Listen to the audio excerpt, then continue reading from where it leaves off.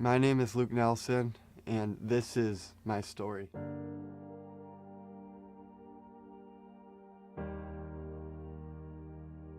Before I was born, I had a blood clot in my brain, and as a result, I lost a third of my cerebellum on the bottom right side. And when I was born, the doctors, they called me the miracle baby, because most infants wouldn't have survived something like that, but since I did survive, I wasn't supposed to have a normal childhood. I had to go to therapy to learn how to throw a ball, catch a ball, pick up a ball. I even remember standing in the hallway at therapy time after time again, and I'd have to run down the hall, try to pick up this ball and bring it back. But every time I'd run down that hall, try to get this ball off the ground, I would always miss it to the left or to the right. I had to learn how to ride a trike. The problem wasn't that I really didn't know how to ride a trike, but the problem was every time I got on this trike, I'd start pedaling. I'd always veer off to the right. Every time I'd run straight into the wall. And that was due to my right side being so much weaker than my left as a result of the blood clot, as a result of losing that piece of my brain. And I remember that first day of high school. I remember going home, just tears just running down my face, just begging my parents to homeschool me. I would have done anything not to go back one more day. I would have done anything just to feel accepted, just to fit in for one day. And I thought that first day of school was the worst day of my life. And I knew it had to get better from there. Because if it didn't, I don't know what I would do. I don't think I could live. And then there was the second, the third, the fourth, so on and so forth, days of school of me going home.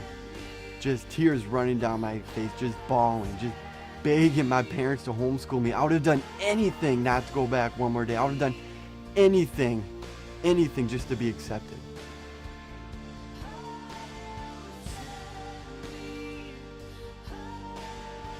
And it all started that first day of high school. I was standing on the sidewalk, looking at the front doors, getting ready to make what seemed like an endless walk to the front of the school, thinking everybody was staring, everybody was laughing.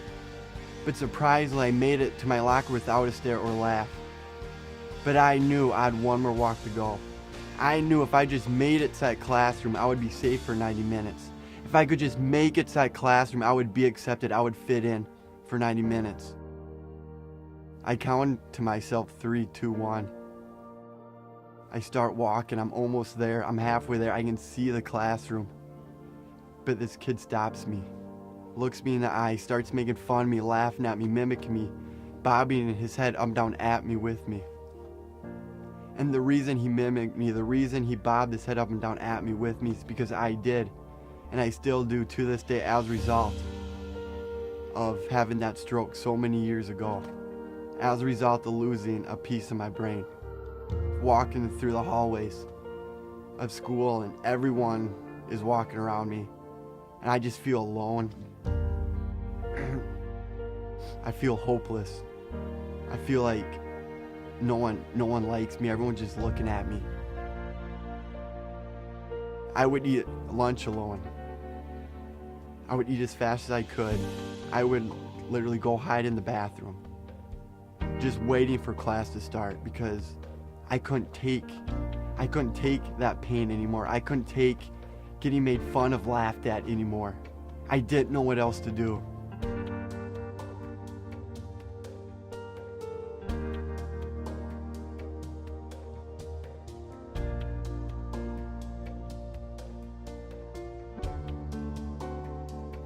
I remember it got to a point where I started believing all those lies that I wasn't good enough, that I would never fit in, I would never be accepted, I was a failure, an embarrassment to my parents, my friends, my family. I even started blaming God, saying, God, how could you do this to me? What did I do to deserve any of this? I'm a mistake, and I'm your mistake. I started blaming God. I just got angry, I got bitter towards God. And I took it as far as thinking this world would be a better place without me. I can't do this. I'm worthless. I'm a failure. Why not just give up? Why not just get rid of all this pain, all this hurt? Why not just take my own life? All that pain would go away. But right when I had that thought, about giving up, right when I had that thought about taking my own life, this verse popped in my head. Philippians 4:13, and it says, I can do all things through Christ who gives me strength. I can do all things through Christ who gives me strength. And I knew the only way to keep going, the only way to fight to survive and overcome and not give up was to do what I did so many years ago and just give everything to Christ and fully trust in Him. Because you see, in high school, I thought I could take care of my own problems. I can just take all that pain, I can just hide it. So on the outside, I acted like I didn't mind getting made fun of, laughed at, called names, not being accepted. These kids would make fun of me and I would make fun of myself with them to show them like, hey, I don't care, make fun of me. But really on the inside, I was full of pain, full of hurt, I was full of scars. And I knew the only way to keep going, to keep fighting and not give up, was just to start telling myself, like I did so many years ago, I can do all things through Christ who gives me strength. To start telling myself that I am made in Christ's image for His purpose, for His glory. And if I just give everything to Christ, if I would just fully trust in Him, yeah, I still got made fun of. Yeah, I still got laughed at. I wish I could say, since I just gave everything to Christ and just fully trusted in Him, everything was fine. But there were still many hurdles. There was many struggles. When I knew Christ had my back, He would get me through it. Because there's this verse I live by, and it says, if Christ is for me, who can be against me? And that is what I still keep telling myself to this day. If Christ is for me, who can be against me?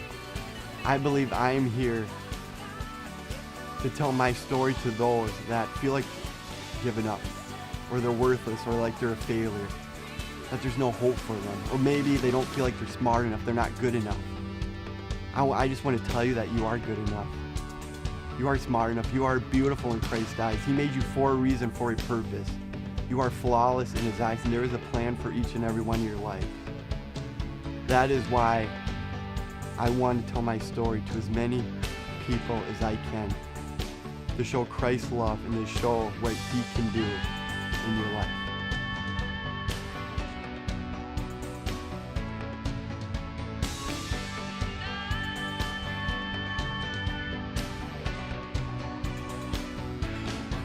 I'm Luke Nelson, and this is my story.